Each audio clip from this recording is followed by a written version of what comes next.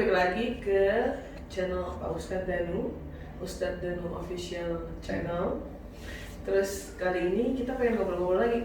Nah, aku nggak sendirian, aku ditemenin sama Mbak Ani. Jadi Mbak Ani ini itu program director di acara Siraman Kolbu. Ya, ini itu. Ya. Salah satu. Program Salah satu. Kalau ada yang cowoknya ada namanya Pak J. Haji J. Pak Haji J. Haji J itu hidupnya kayaknya kesulitan mulu. Kapan-kapan Pak kita ajak ngobrol. Oh iya betul. Tentang masalah rumah tangga. Jagoannya adalah Haji Zainuddin. Paham semua ya. Hah? Paham. Karena itu kan kadang-kadang muncul di Siraman Kolbu, saya bilang Haji J gitu, itu sebenarnya itu. Iya. Iya. Kita Lanjut. jadiin tamu nanti kita Oh, pakai Pak. insya Allah. Oke, hari ini banyak banget alhamdulillah ya yang kemarin kita sempat ngobrol ya Pak. Terus banyak yang komen, boleh dong kali-kali kita ngobrolin soal wanita gitu ya Pak. Oke, kita hari ini kita lagi pengen ngobrolin satu hal yang memang kebiasaan perempuan nih Pak. Mungkin orang pikir ini kenapa ya gitu. Sebenarnya udah biasa sih. Kenapa pada saat menstruasi tuh sering banget perempuan tuh ngalamin yang namanya sakit. Padahal sebenarnya kalau misalnya hari-hari nggak ada apa-apa. Ini nggak sih Mbak? Iya. Hari biasa kita biasa gitu melakukan aktivitas, tapi pada saat menstruasi datang, cuma langsung perutnya sakit, kram apa segala macam. Sampai pingsan. Ya. Bahkan itu yang dari mulai SMP apa SMA bahkan sampai orang yang sudah menikah sekalipun juga ada yang seperti itu. Itu biasanya kenapa Pak? Iya, insya Allah itu kan menstruasi itu kan menandakan bahwa persiapan sel telurnya itu matang ya. Iya. Persiapan sel telur matang. Itu dari Allah Ta'ala. Nah, persiapan sel telur matang itu kan ada persiapan untuk dibuai oleh sperma sebenarnya. Nah, kalau ada seorang wanita yang dalam menstruasi itu sakit atau sebelum menstruasi sakit ya, 1 hari atau 2 hari, 3 hari, ya 2 hari, 1 hari 2 hari lah biasanya sakit. Biasanya dia terus merasa bahwa saya mau mens nih, jadi udah kerasa duluan. Itu kan tanda dari Allah Ta'ala. Menstruasi itu berhubungan dengan peranakan, berhubungan dengan sel telur, bahwa peranakan dia itu siap. Secara harfiah itu siap. Nah, kalau berhubungan dengan peranakan ini, si cewek ini tetap akan berhubungan dengan ayah dan ibunya, karena cewek ini ada di dunia ini selain izin Allah, yaitu ada ayah dan ibunya. Kalau saya ceritakan gambaran ayah biasanya ada di rahim, gambaran ibu insya Allah ada di sel telur, di ovarium lah, bukan sel telur ya, maksud saya ovarium, jadi pabriknya. 2 gambaran ini akan terus menerus, makanya sel telur ditaruh di sana, kemudian anaknya digedein di rahim. Jadi sifat laki-laki itu ngayomi. Rahim itu dibikin oleh Allah Ta'ala sangat kuat. Nah, ini harus diyakini, siapapun orang Islam harus paham. Rahim ini diciptakan oleh Allah Ta'ala sangat kuat untuk mengunci si adik janin nih, si adik nih. Jadi itu tetap nanti akan berhubungan. Kalau ada orang keguguran, nah disitulah dia pasti akan berhubungan dengan peranakan tentang si janin. Janin ini ada karena siapa? Semuanya kan Allah ya, tapi ini secara ilmu itu ya karena ada suami. Jadi dia tetap melakukan hubungan suami istri dengan suaminya. Ini yang berhubungan dengan suami. Nah, kenapa di luar itu selain suami ada ayah, di mana rahim yang menyimpan janin, yang melindungi dia dulu. Selain ada ayah, dari janin itu terjadi kenapa? Karena ada sel telur yang dibuai. Nah, sel telur itulah tanda bahwa ovarium atau sel telur ini ibu. Berarti kalau anaknya yang di kandungan itu keguguran, berarti dia ada salah di 3 titik ini: suami, ayah, atau ibu.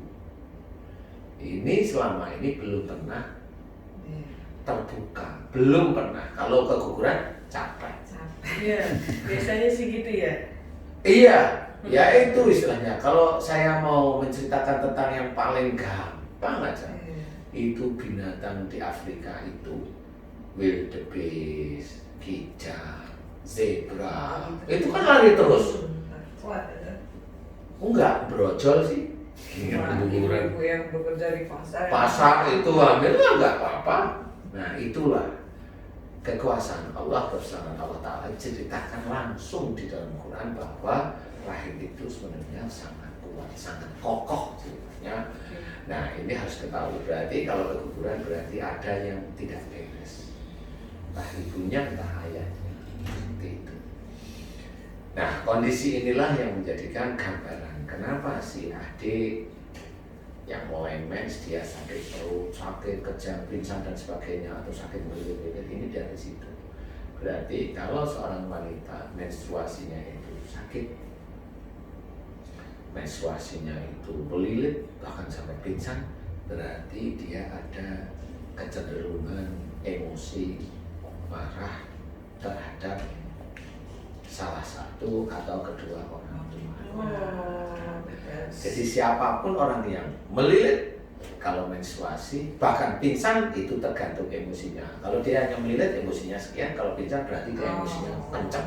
Besar sekali. Sangat besar sekali. Dan itu nanti tetap akan berhubungan.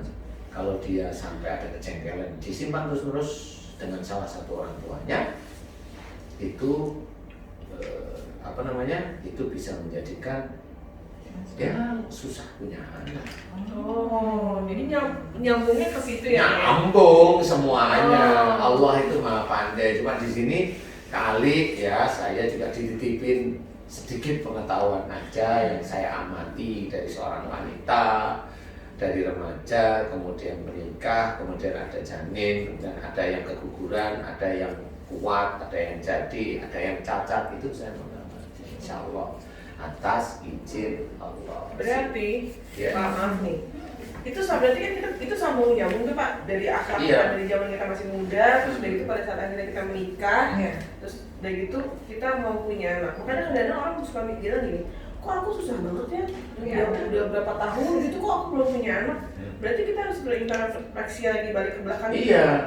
Iya, memang seperti itu. Kan kadang-kadang ada juga nih teman-teman nih ya, dia sudah bayi tabung, jadi nih Iya. embrio itu jadi dipasangkan di rahim nggak jadi. Ya. Nah, berarti kalau dipasangkan di rahim nggak jadi, berarti si ibu ini relatif dengan ayahnya itu bentrok, Oh. gitu, bentrok, gitu. Jadi nggak jadi, selalu lepas. Nah itu biasanya ada sih salah satu artis saya pernah ketemu, istri artis ketemu di satu frame. Kalau Mbak Devi tahu deh pasti, tapi saya nggak mau ngomong.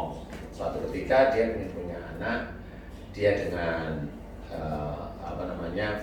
dia hanya punya sel telur karena saluran sel telurnya sudah diambil. Iya. Jadi dia harus bayi tabung. Dia pernah bayi tabung gagal. Saya di TV itu saya ngomong sama beliau, rasa sayangmu sama suamimu kurang karena kamu terlalu sibuk. Suaminya ngomong iya. Iya. Jadi pada waktu Iya. cuek. Nah itulah salah satu cara Allah meng-KB seseorang itu begitu, meng-KB. Jadi mungkin belum punya anak dulu. Enggak, meng-KB itu berarti ada faktor dia sudah punya anak, nanti dia ada pembatas. Nah pembatas itu begini. Kalau dia sudah punya anak ini rasa sayangnya muncul, sayang itu kan melindungi. Nah kalau masih muda kan ada nafsu nih. Nah nafsunya biasanya kalau udah usia tua kan males. Nah itu meng-KB. Jadi otomatis si rahimnya ini khusus untuk prosentase umur tertentu dia nggak mau menerima sperma itu. Oh gitu. Jadi itu cara Allah itu betul-betul maha besar. Bisa seperti itu juga Pak? Lah saya bisa cerita itu kan karena saya mengamati. Saya mengamati di situ karena hanya cuma rasa sayang aja yang muncul, hanya melindungi, tidak ada rasa nafsu, tidak ini kepingin punya anak, nggak ada. Jadi nggak adanya itu menjadi seperti setengah sumpah nggak ingin punya anak. Sudah flat aja di situ, gitu loh. Dan itu cara-cara Allah itu seperti itu. Makanya sebagian dari saudara-saudara kita yang agak-agak agak-agak keras dikit ngomongnya, nggak boleh pakai alat KB gitu ya. Salah satunya cuma beliau nggak paham gimana Allah itu caranya KB itu ya begitu sebenarnya. Gitu. Jadi betul-betul inilah kekuasaan Allah. Ilmu Ustaz baru tahu. Ya nggak apa-apa, makanya di sini saya ceritakan ya, biar di orang-orang saudara kita yang melihat acara di YouTube kita atau di Siraman Kolbu itu paham gitu loh, bahwa ada ilmu Allah yang selama ini belum pernah terbuka. Dari sisi akhlak, memang dari sisi akhlak belum pernah terbuka.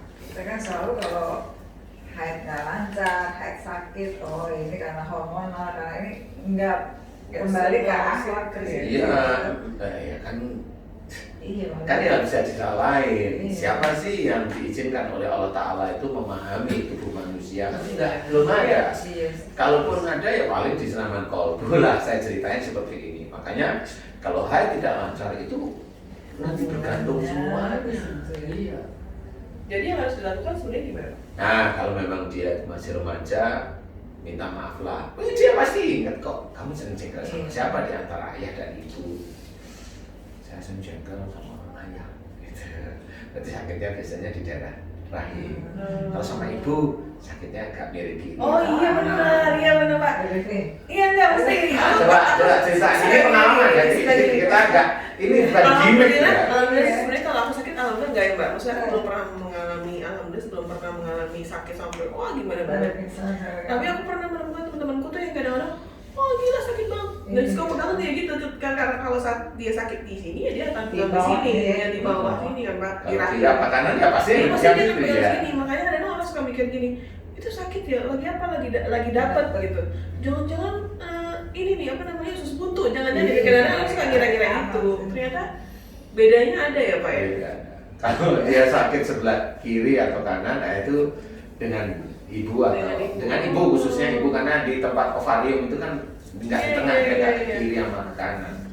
Jadi dengan ibu. Kalau dia di kiri berarti cenderung dia yang emosi duluan dengan ibunya. Kalau dia di kanan, insya Allah dia ada unsur baiknya, dia ada unsur benarnya, tapi dia tetap marah sama keras, aku marah sama ibunya.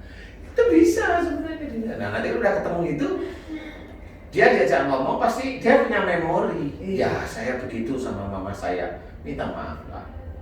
Masa saya yang bener suruh minta maaf? Nah itu saya karena gitu kan merasa, saya nggak salah kok, saya bener aja gitu, mama aja yang emosi. Ya sakit juga itu ya. Ya sakit dong, dia memang dia merasa tidak salah, itu pun ego. Kalau seorang yang baik, seorang muslim yang baik itu paham kok sebenarnya, oh berarti saya diajarkan untuk lebih menghormat pada orang tua. Tapi kalau saya nggak salah masa suruh minta maaf, itu berarti ada ego, ada merasa benar. Nah itu tetap nggak bisa, dia tetap akan sakit seperti itu. Nah inilah yang selama ini teman-teman para wanita, mbak-mbak, ibu-ibu muda atau yang ini tidak itulah sebenarnya sakitnya. Oh, gitu. Jadi apakah itu bisa jadi kanker? Kalau hanya cuma jengkelnya, tergantung ya, jengkelnya itu tergantung grade-nya aja sih. Oke. Maaf Mbak, kita nyambung lagi. Kalau misalnya dengan bilang kita sempat bilang kanker, berarti grade seseorang itu terkena kanker berarti amarahnya itu berarti sudah di levelnya. Sudah level menengah ke atas. Oh. Cuma bedanya kalau dia marah dengan orang tua sama marah dengan suami beda. Bedanya nanti di tempat umur.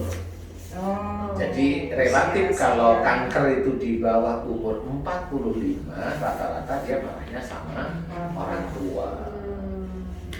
Kalau dia itu marah dengan suami sehingga terkena kanker, dia bisa hampir setiap hari marah sama suami, itu bisa. Jadi persentasenya kecil, jadi jarang di umur di bawah 45 tahun itu kena kanker, dimana kalau ditelusuri itu dari suami jarang. Walaupun ada tapi persentasenya kecil. Ya seperti itu.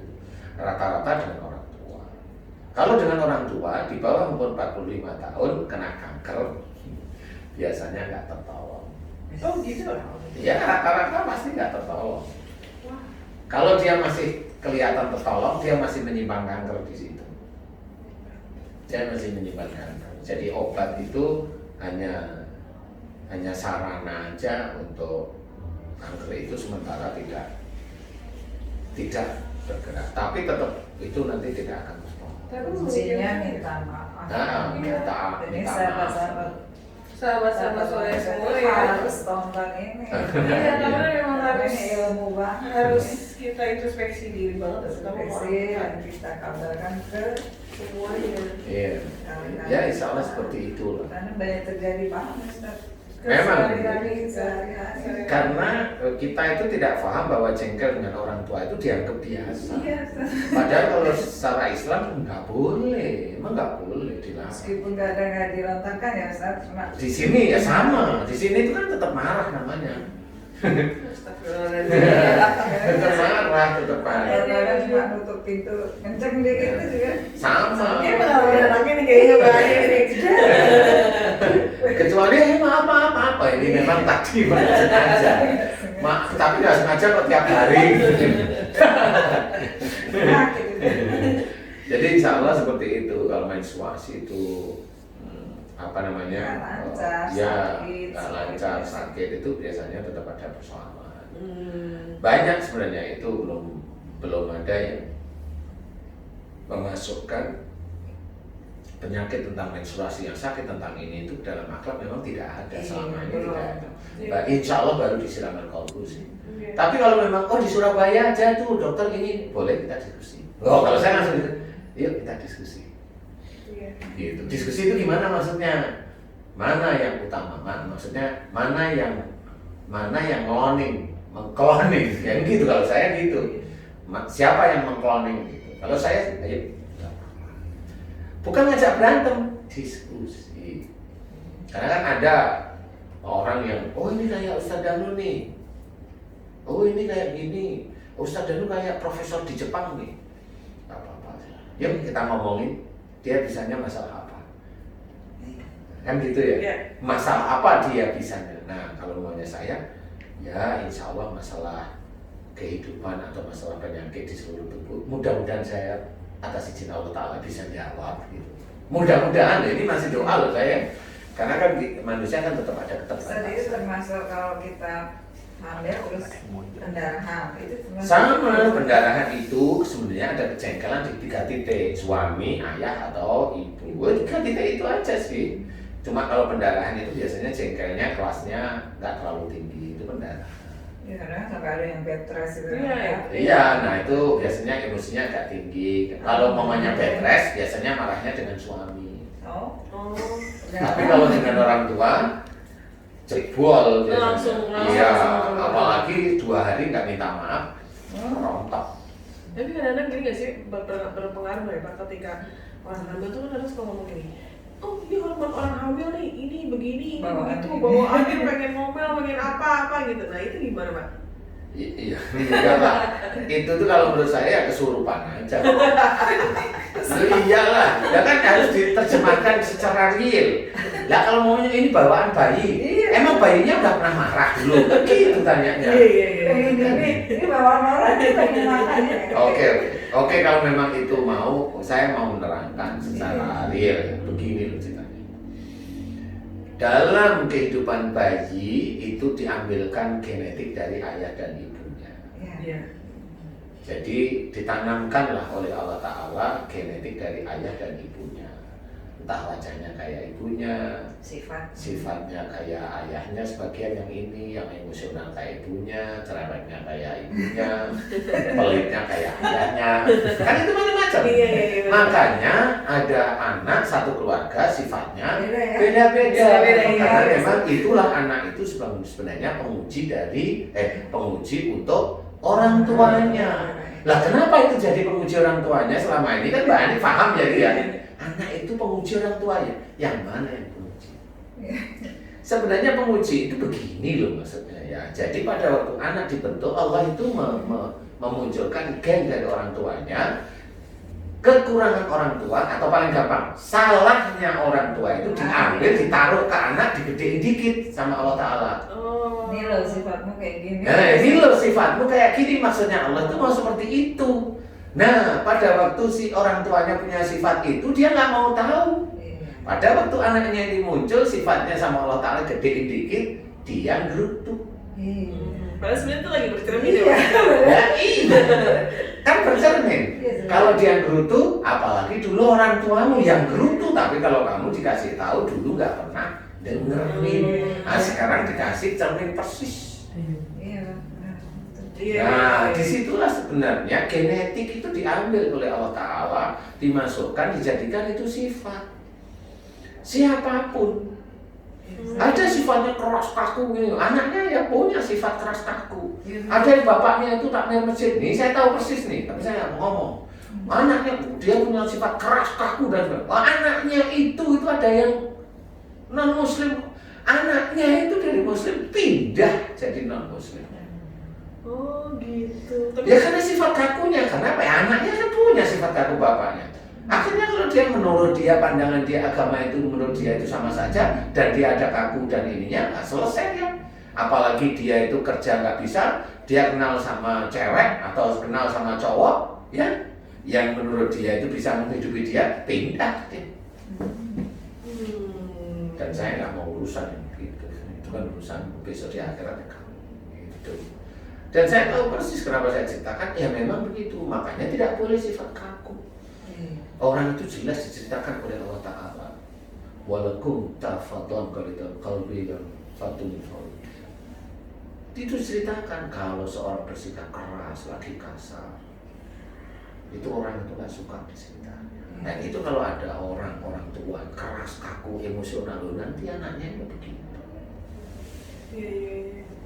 Itu pasti. Kalaupun ada anaknya itu baik, ya itu juga penguji. Sama semuanya itu menguji. Pada waktu anaknya baik, dipuji nggak anak ini? Kalau anaknya dipuji, orang tuanya itu udah lupa yang menjadikan anakmu baik itu sebenarnya Allah.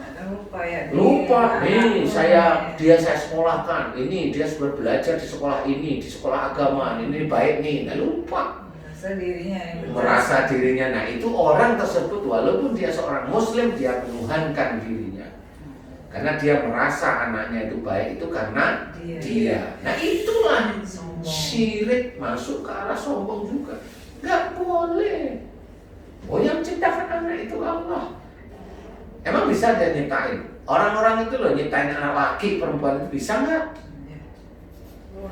Tapi kalau tanya sama saya, nah kalau saya pengalaman. Kalau saya pengalaman gitu. Ada nih santri nih, dia udah punya anak cewek 3, dia ingin punya cowok. Ada ilmunya. Ini ada ilmunya. Nah di situ ilmunya harus jelas. Rahim perempuan itu tetap punya 2 sifat, asam dan basa. Kalau dia itu sifatnya asam, nanti spermanya yang dapat itu sperma yang nanti akan jadi cewek. Kalau dia sifatnya basah, rahimnya jadinya laki-laki, sperma ceweknya mati semua. Kalau basah, sperma ceweknya mati, yang ada laki-laki. Gimana caranya itu bisa asam dan basah? Nah itu rahasia saya. Besok pertanyaan iya. Besok lah, masa semuanya tumplek-plek di sini? Janganlah, ya. Besok ilmu itu tumplek-plek ngerti. Tapi itu tanya gimana? Nggak tahu ya, bukan YouTube lagi. Boleh sih sebenarnya. Tapi ya jangan sekarang ya. Karena itu, ya tonton terus saja. Karena memang sifatnya di situ. Nah, teman-teman dokter tuh ada ingin punya anak laki-laki, semprot tuh. Di daerah itunya itu disemprot, daerah itunya semprot basah. Ya aku pernah baca seperti itu. Lah ya memang seperti itu. Lah tapi kan Allah kok mau dilawan sih? Kalau sifatnya. Ya sifatnya di asam ya bahasanya di basah ini kan bahasa yang tidak kekal. Asamnya itu dari dinding loh. Iya. Lah ini kena yang mati langsung, bahasanya langsung luntur. Istilah Allah dilawan. Allah mau dilawan ya tetap nggak bisa loh itu. Akhirnya benar ini salah satu ya saya cuma lihat waktu itu memang dia dokter, perempuannya dokter, lakinya dokter. Bu dokter, kamu orangnya pesimis, nggak pede. Nah kalau pesimis nggak pede rata-rata pasti cewek. Iya, pesimis nggak pede itu cewek. Nah kalau lihat pandangan Bu Dokter seperti ini, insya Allah saya nggak yakin ya, tapi insya Allah biasanya tensinya rendah. Betul dia ngomong, betul, iya tensi rendah itu karena kepesimisan, ketidakpedean sebenarnya. Nah itu harus dirubah jadi normal. Gimana? Karena saya itu setiap hari itu minum obat penormal tensi gitu. Oh itu ya normal aja. Kalau memang mau jadi normal aja. Gimana caranya ya?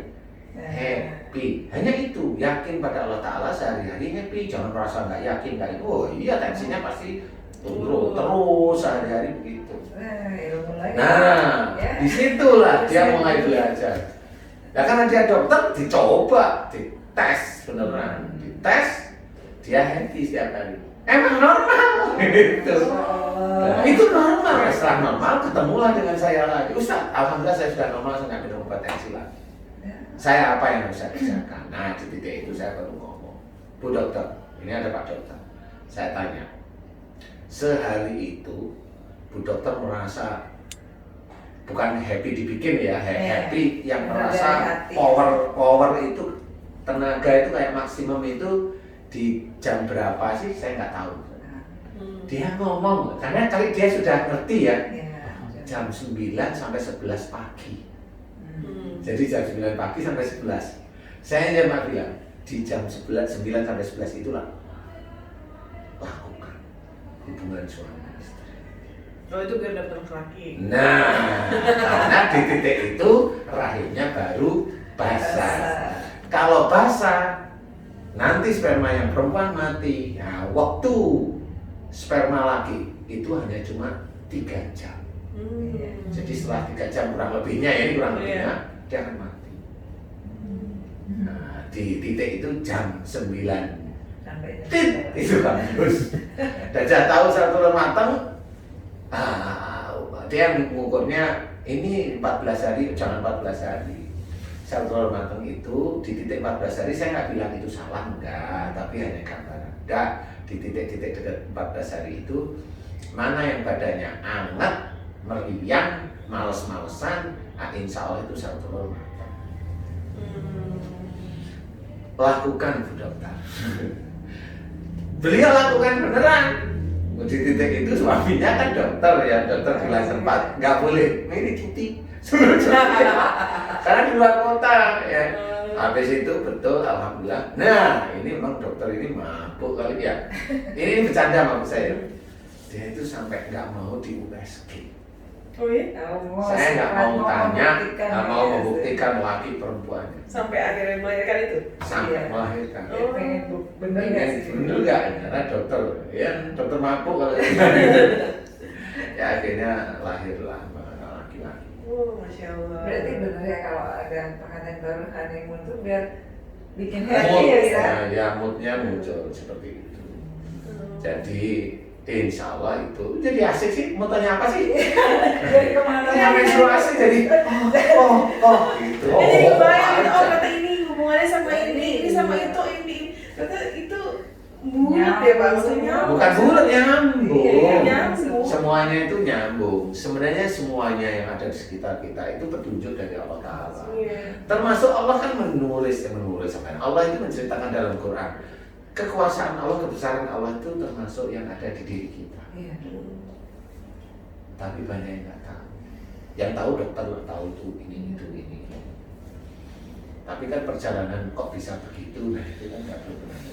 Nah ini di Siraman Kolbu atau di acara ini di YouTube kita ini, itu saya ungkapkan dengan cara-cara insya Allah Islam.